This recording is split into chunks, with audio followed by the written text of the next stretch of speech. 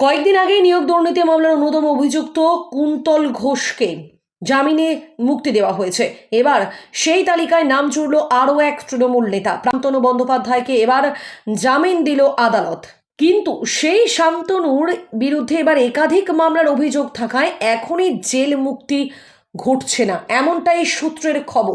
জানা গিয়েছে এবার কালীঘাটের কাকু ওরফে সুজয় কৃষ্ণ ভদ্র এবং সন্তু গঙ্গোপাধ্যায় এবং শান্তনুকে বসিয়ে মুখোমুখি জেরা করতে চেয়ে আদালতে আবেদন জানায় সিবিআই।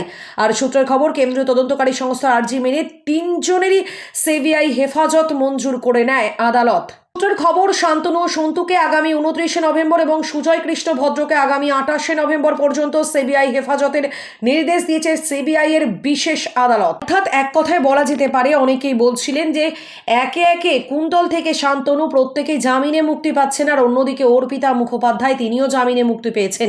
এবার কার পালা? অন্যদিকে অনুব্রত মণ্ডল তিনিও জামিনে মুক্তি পেয়ে গেছেন।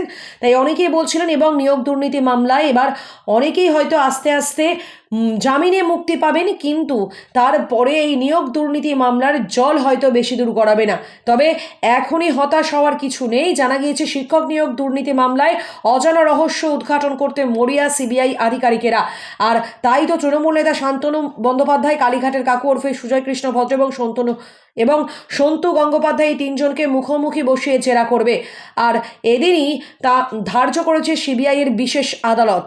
প্রসঙ্গত উল্লেখ্য, শিক্ষক নিয়োগ দুর্নীতি মামলার তদন্ত নেমে 2023 সালের মার্চ মাসে তৃণমূল নেতা শান্তনু বন্দ্যোপাধ্যায়কে গ্রেফতার করেছিল কেন্দ্রীয় তদন্তকারী সংস্থার। এরপর কান টানলে মাথা আসার মতো একে একে তৃণমূল নেতারা গ্রেফতার হয়েছেন, যদি অনেকে ইতিমধ্যেই জামিনে মুক্তি পেয়েছেন, কিন্তু এরই মধ্যে জামিনে ছাড়া পেলেও জেল মুক্তির দিকে উল্লেখ্য, এই নিয়োগ দুর্নীতি চক্রের অন্যতম মাস্টার মাইন্ড শান্তনু, এমনটাই তদন্তকারী সংস্থার তরফে দাবি করা হয়েছিল। আর সেভাবেই হুগলির বহিষ্কৃত তৃণমূল নেতা কুন্তল ঘোষ এবং নিয়োগ দুর্নীতি মামলায় ধৃত ব্যবসায়ী অয়নশীল এবং সুজয় কৃষ্ণ ভদ্র ওরফে কালীঘাটের কাকু, এদের যোগাযোগ ছিল, এমনটাই তদন্তে উঠে আসে। আর এরপর শান্তনুর বাড়িতে তল্লাশি চালিয়ে একাধিক প্রাথমিকের নথিপত্র উদ্ধার হয় এবং জানা গিয়েছে একাধিক জনকে চাকরি পাইয়ে দেওয়ার নাম করে 1 কোটি টাকার বেশি নিয়েছিলেন অভিযুক্ত শান্তনু।